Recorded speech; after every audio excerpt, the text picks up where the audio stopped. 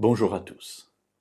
Jésus traverse un jour le lac de Galilée et se retrouve de l'autre côté, dans le pays des Géraséniens, et là il rencontre, si je puis dire, un personnage extraordinaire. C'est un démoniaque qui a été déjà lié avec des chaînes en fer, il a fait exploser les chaînes, il est rempli d'une force incroyable, il crie sur tout le monde, il menace de tuer tout le monde, bref, tout le monde en a peur et tout le monde évite cet endroit. Et Jésus va à sa rencontre. Il chasse les démons qui étaient en lui, et l'homme redevient normal, on peut l'habiller, il n'est plus rempli de cette fureur, il n'est plus rempli de ces démons, il a été libéré. Mes amis, quand on vit une telle libération, bien sûr, il y a tout d'abord de la joie. Une joie énorme parce qu'on passe de la mort à la vie. Il y a ensuite une deuxième réaction, c'est la réaction de la reconnaissance. Celui qui m'a libéré, je suis heureux d'être avec lui et j'ai envie de marcher avec lui parce que je sais qu'avec lui, je vais pouvoir vivre encore des choses extraordinaires. Et c'est ce que cet homme veut faire. Lorsqu'on lit le récit tel qu'il est rapporté dans l'Évangile selon Marc, au chapitre 5 et au verset 18, Jésus repart dans la direction opposée.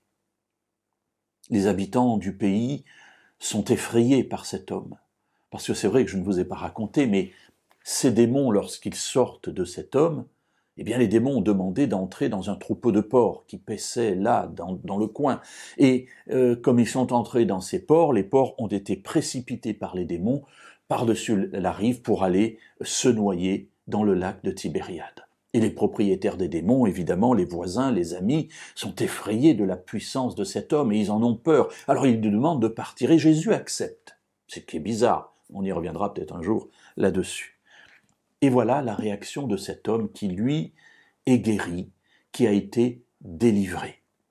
Au verset 18, comme Jésus montait dans la barque, celui qui avait été démoniaque le suppliait afin de rester avec lui. Voilà, cet homme a eu le cœur touché, il a eu sa vie transformée, il a eu son corps transformé, puisque maintenant il est revenu à ses esprits normaux, j'allais dire. Et il est tellement rempli de reconnaissance qu'il veut maintenant être avec Jésus. Et le texte est insistant, il ne nous dit pas simplement qu'il lui demande, mais il lui dit, il le suppliait afin de rester avec lui. Alors oui, mes amis, en étant délivrés par Dieu, par Jésus et par l'Esprit, est-ce que j'ai ce même désir dans le cœur, d'aller jusqu'à supplier Dieu pour pouvoir rester avec lui? Voilà l'expression d'un cœur reconnaissant. Alors demain, nous verrons quelle est la réaction de Jésus.